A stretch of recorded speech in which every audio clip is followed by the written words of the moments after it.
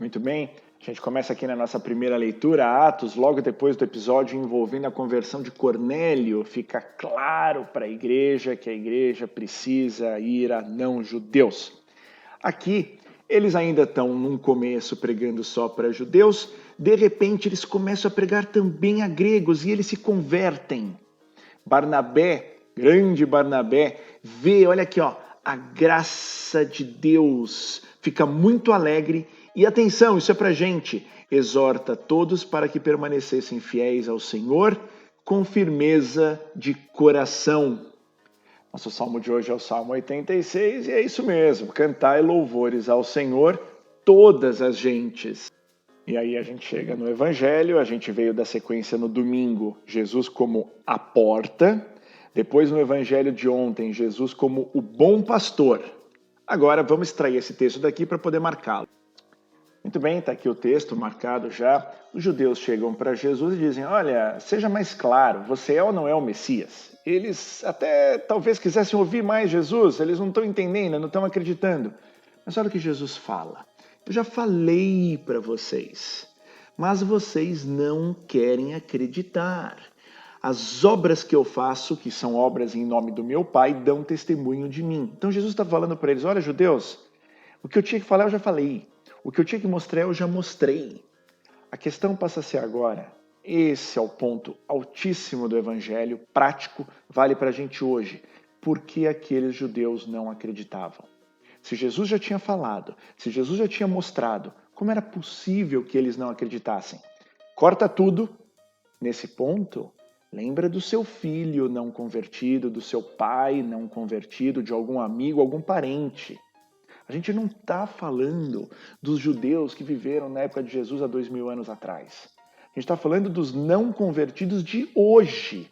Como é possível alguém hoje não se converter? Vamos sempre supor que a igreja está aí para mostrar, para pregar, mostrar os sinais. E as pessoas não se convertem. Olha a resposta que Jesus dá. Então a pergunta é, por que não acreditam?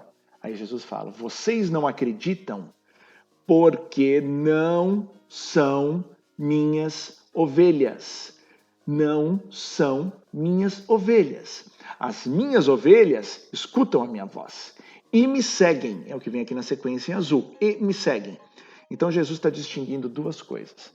De um lado, os que são ovelhas, escutam a voz de Jesus e o seguem, daqueles que não são ovelhas. Olha, vamos deixar bem claro. Com certeza, as ovelhas são os convertidos, isso não tem dúvida. Os convertidos são ovelhas lá. Mas no contexto em que a gente está discutindo essa passagem, não está tão correto imaginar que as ovelhas são os convertidos. Aqui, o contexto correto seria o de imaginar um momento em que ainda ninguém é convertido, ninguém. Então é como se Jesus estivesse chegando no meio de uma multidão que nunca ouviu falar de Jesus e que, portanto, não é convertida.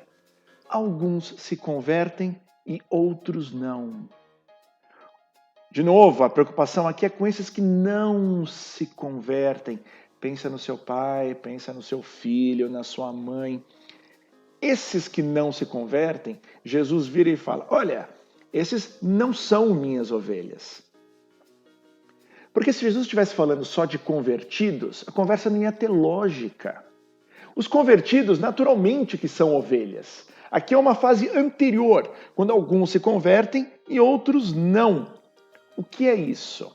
A primeira pergunta que poderia surgir, uma pergunta legítima, é: será que as pessoas já nascem com alguma inclinação ou para acreditar ou para não acreditar? O nome disso é predestinação, uma palavra complicadíssima. Um dia a gente vai falar dela.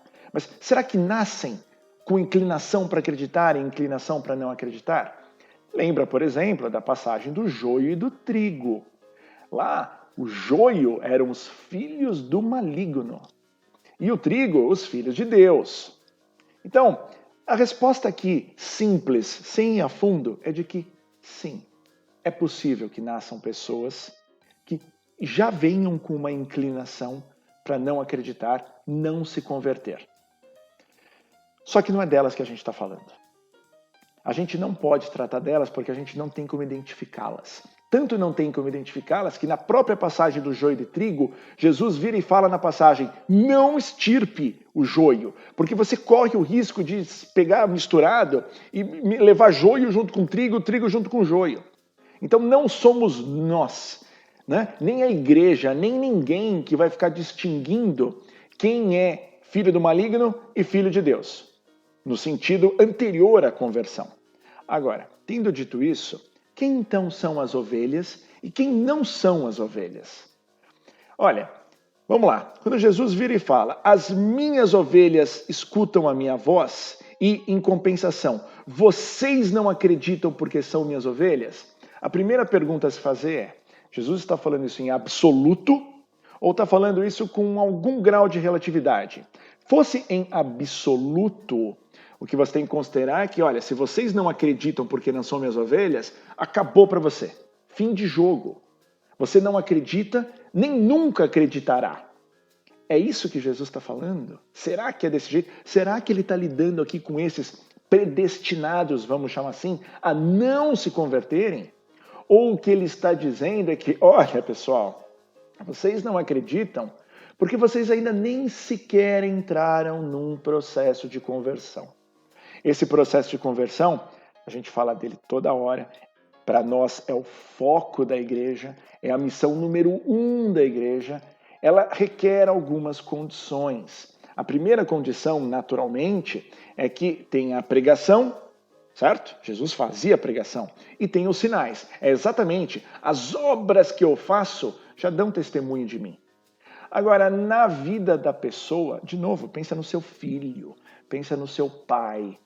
É preciso, sim, algo sobrenatural para que vire a chave e a pessoa se dê conta da necessidade de Deus. Essa virada de chave passa por uma série de coisas. Passa, em primeiro lugar, por você, pela pessoa, reconhecer a necessidade de Jesus, a necessidade de conversão. Como a pessoa é chamada a reconhecer essa necessidade? Por uma série de fatores, todos eles vindo de Deus.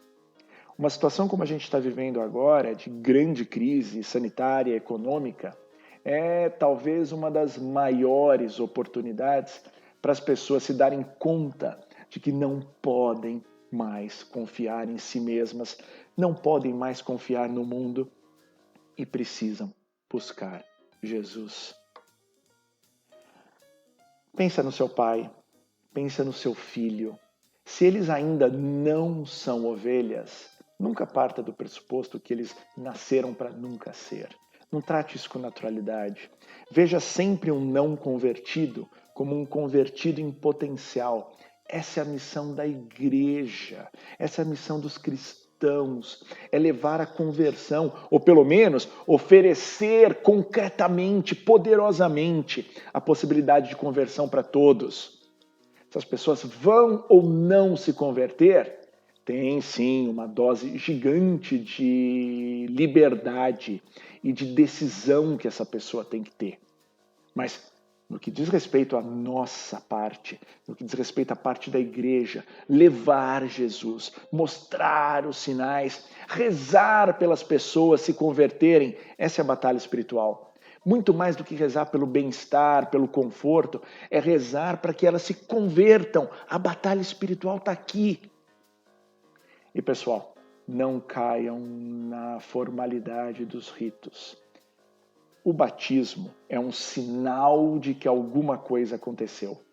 A pessoa se converte, a pessoa acredita, a pessoa toma uma decisão e recebe o selo do batismo. Quer dizer, está aqui um convertido. Algo vem antes para que depois venha o batismo. Ah, mas o batismo da criancinha? O batismo da criancinha é um batismo quase que antecipado, supondo que aquela criancinha irá tomar essa decisão, para que então ela possa verdadeiramente ser filho. Não adianta nada eu, que nem do exército sou, vestir uma roupa de general, com medalhas e boné. Eu não sou general. Eu posso estar vestido como general, mas não sou general. O batismo é a mesma coisa. O batismo é o selo, é a formalidade, é a roupa, dizendo, olha, este é. Agora, a decisão está lá dentro. Essa é a missão da igreja. Nós nascemos, o mundo está aguardando para nos tornarmos ovelhas que ouvem a voz de Jesus.